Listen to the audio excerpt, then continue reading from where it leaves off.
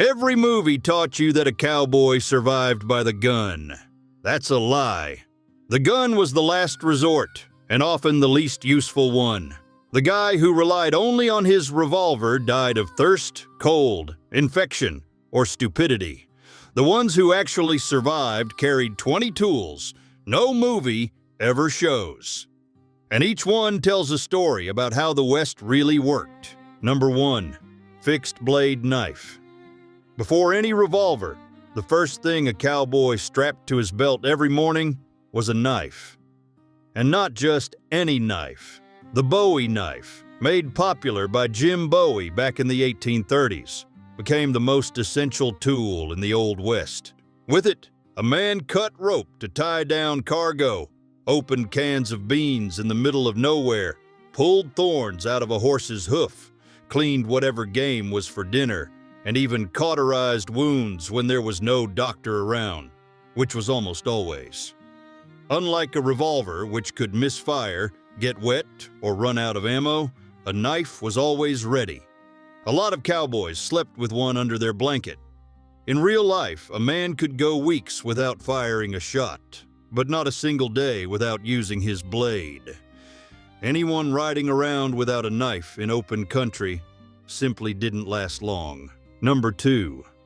Leather canteen. In the Old West, thirst killed more people than bullets. That's not an exaggeration. Entire cattle-driving routes were mapped out not by the shortest path, but by the one that passed near rivers and wells. A cowboy with an empty canteen in the desert had about 48 hours before his body started shutting down. That's why a leather canteen was treated almost like part of the body.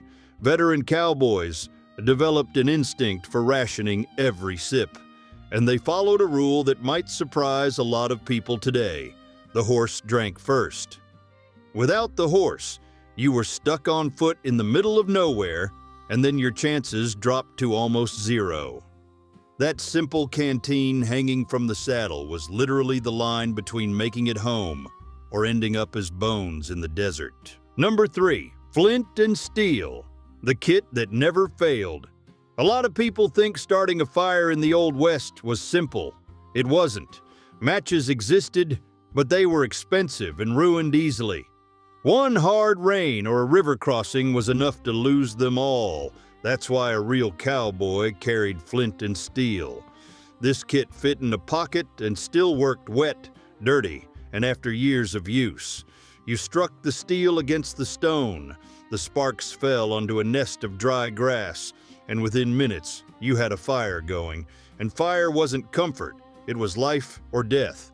Without it, there was no way to cook meat, boil water to drink without getting sick, keep wolves and coyotes away at night, or cauterize a wound when there wasn't a doctor within 100 miles. On the freezing winter plains, one night without fire could be your last. That piece of stone and metal was just as essential as the saddle on a horse. Number 4. Rawhide rope, lariat lasso. Most people think of a lasso as a tool for catching cattle, and it was. But did it stop there? Not even close. A rawhide lariat was probably the most underrated item a cowboy carried. With it, a man tied together a makeshift shelter when a storm rolled in, out of nowhere. He used it as a tourniquet if someone got badly cut far from any doctor. It worked as a winch to pull a wagon stuck in mud or a riverbed hole. During water crossings, it became a rescue line. Some cowboys even fished with it when they had to. Rawhide was chosen for one simple reason. When it got wet, it shrank and tightened knots with brutal force, which made it perfect for securing cargo or restraining an animal. It was the kind of gear that separated people who actually lived off the land from those who were just passing through. Number 5. The desert didn't go easy on anyone. During the day, the sun was brutal, but once it got dark, the temperature dropped in a way that caught a lot of cowboys off guard. The difference between daytime and nighttime temperatures could easily go over 30 degrees. Without protection from that cold, hypothermia became a real threat in just a few hours. That's why a bedroll was just as essential as water. That thick wool blanket wasn't a luxury, it was pure survival. It worked as a bed on hard ground, insulation against the freezing wind, and even an improvised stretcher when someone got hurt on the trail.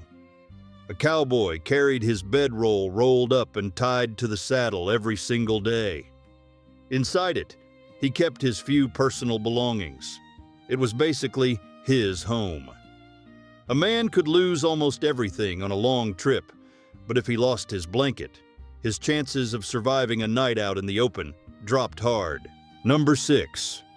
In the Old West, there were no paved roads, no road signs, and no reliable maps. A cowboy crossed plains that looked the same in every direction for days on end. A mistake of just 10 degrees in the route could put a man 50 kilometers off course. In the Arizona desert or the Texas prairies, that meant ending up without water and with no chance of rescue. A pocket compass solved that problem without making a sound and without failing. It was a small instrument, usually made of brass, that fit in the palm of your hand. Many cowboys carried it with their watch, attached by a chain to their vest. Trail guides and cattle drivers depended on it as much as they depended on their own saddle. Curiously, this simple object saved more lives in the American West than a lot of firearms ever did. Number 7. In the Old West, the one who saw first was the one who survived first. A spyglass wasn't some military officer's luxury. It was a basic survival tool. From the top of a rise, a cowboy could spot a dust trail from a herd miles away, find hidden water sources, or notice smoke from an unknown camp before getting too close. In a land with no marked roads and no reliable maps, being able to see far meant making better decisions. A lot of them were compact, made of brass, and fit in a saddlebag without taking up much space. The difference between riding straight into an ambush or turning away in time could come down to those few seconds looking through the lens. It was the radar of the 19th century, simple, quiet, and with no battery. Number 8. Before GPS and paved roads, a cowboy had to rely on his own head to keep from getting lost. But trusting memory alone in a huge land with barely any landmarks was way too risky. That's why a lot of them carried hand-drawn maps, sketched on pieces of tanned leather or thick paper, folded over and over. On those maps, a man wrote down everything that mattered for staying alive, where the next water well was, which stretch had a risk of ambush, where the ground became impossible to cross when it rained. Every cowboy had his own markings, symbols only he understood. There was no standardization at all. And here's the part most people don't know. Those personal maps were so valuable, they were traded between drovers. Losing one of them was like wiping out years of experience all at once, because nobody was rebuilding that kind of knowledge overnight. Number 9. No road signs, no compass in his pocket, and no light except the moon. A cowboy depended on the sky to keep from getting lost. The North Star was the fixed point every experienced cowboy learned to find before he ever rode out alone for the first time. Finding Polaris meant knowing exactly where north was, and from there any direction could be figured out. But it didn't stop there. Constellations like the Big Dipper worked like a natural clock. Its position in the sky showed not just direction, but also the rough time of night. Drovers who drove cattle for weeks through land with no trails at all used that knowledge every night. Anyone who didn't know how to read the sky was at the mercy of chance, and in the West, going in circles on land with no water could cost you your life. The sky wasn't poetry. It was the most reliable navigation tool there was. By the way, if you're finding this interesting, I put together a full guide with all 50 forgotten survival skills the real cowboys used every day. It's called the Lost Cowboy Code, and it goes way deeper than what I can cover in this video. The link is in the pinned comment if you want to check it out. Now, back to the list. Number 10. A lot of people look at spurs and think they were just some flashy cowboy decoration. Not even close. In the real West, your horse was everything: transportation, work partner, and a lot of times the only thing standing between you and death. And the spur was how you talked to him when there wasn't time to think. A light touch on the flank sent the horse sideways, steering clear of a rattlesnake in the trail. A firm press meant run now, in an ambush or a stampede. Experienced cowboys knew exactly how much pressure to use. Spurs with large rowels and blunt points didn't hurt the animal, they just got the message across fast. It was silent, real-time communication. In a narrow canyon or a river crossing with a strong current, half a second of response from the horse could mean the difference between making it out alive or not. It wasn't brutality, it was the language of survival between man and animal. Number 11. Most people picture cowboys carrying nothing but guns and a lasso. But there was one item almost nobody talks about that saved more lives than a lot of the medicine back then. A simple sewing kit with a needle and thread was a matter of life and death on the trail. Torn clothes in the desert were not just inconvenient, they were real danger. Skin exposed to the Texas sun or the freezing wind on the plains could kill you in days.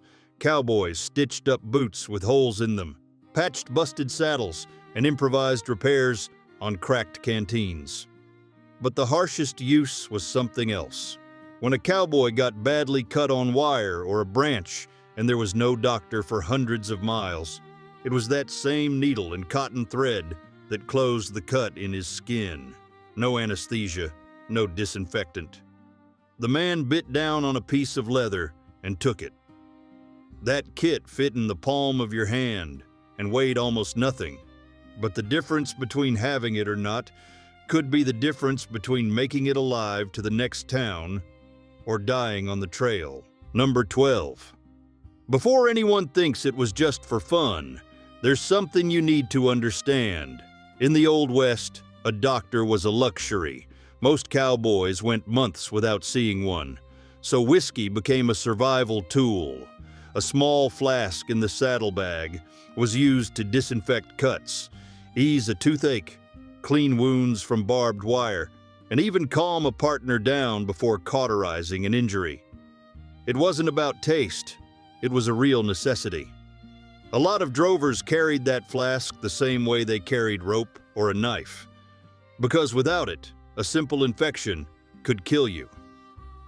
Doctors back then, when there were any, also prescribed whiskey as a legitimate remedy.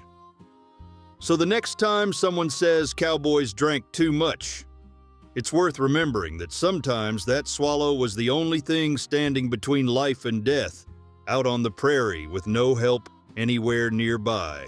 Number 13. Tobacco wasn't just a habit. It was one of the most versatile tools a cowboy carried in his pocket.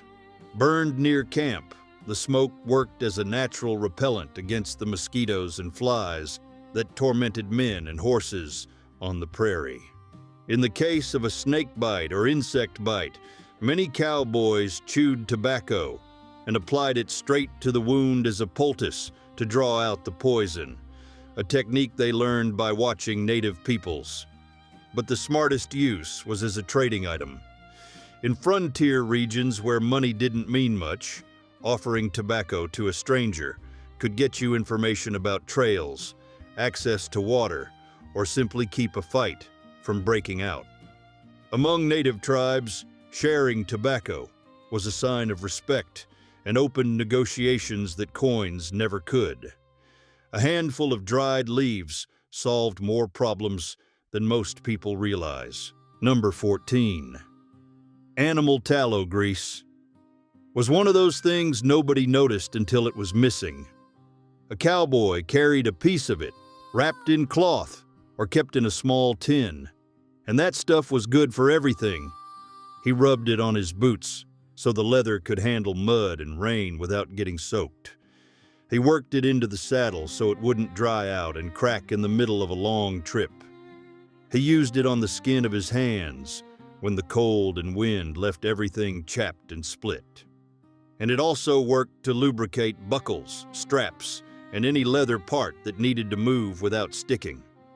The problem was that without that constant upkeep, leather turned hard as a rock in just a few days. Dried-out boots could tear up a man's feet badly enough to leave him limping. A cracked saddle could break apart at the worst possible moment. So that handful of animal fat, which cost next to nothing, was what kept a cowboy and his gear going in the day-to-day work. Number 15. Not many people stopped to think about it, but salt was probably the most valuable thing a cowboy carried after water. Without a refrigerator or any kind of refrigeration, the only way to preserve meat out in the middle of nowhere was by salting it. A piece of fresh meat would spoil in hours under the Texas sun, but with salt, it could last for weeks. And that wasn't all. When a cowboy spent the whole day riding in heat over 100 degrees, he lost salt through sweat. Without replacing it, cramps came first, then dizziness, and then collapse, so he'd lick a handful of salt and keep going. Minor wounds were also treated with salt, which helped prevent infection. It's no accident that salt was used as money throughout history. The very word salary comes from that. In the Old West, it was still worth almost as much as cash, especially in the most remote areas, where getting any kind of supply was a mission. Number 16. A lot of people think it was just a pastime, but a deck of cards in a cowboy's pocket was worth more than it seems. On long nights in camps or in lawless towns, card games worked like a kind of social network back then. That's where people met each other, made deals to buy and sell cattle, and even figured out who they could trust. In a time when there were no banks and no signed contracts, the card table was where a man's word was really put to the test. A man who bluffed too much at poker usually bluffed in business too, and cowboys learned fast how to spot that. On top of that, during long and lonely journeys, that beat-up deck of cards was the only entertainment around to help keep a man sane. It wasn't a luxury. It was character reading and survival disguised as fun. Number 17. Nights in the desert could feel endless. No electric lights, no radio, nothing but the wind and the crackling of the fire. That was when the harmonica became the most valuable thing in camp. Small enough to fit in a shirt pocket, it weighed almost nothing but carried huge emotional weight. A cowboy playing after a brutal day of work could change the whole mood of a group. Men who barely knew each other, who had only come together for a cattle drive, would suddenly go quiet, listening to a simple tune.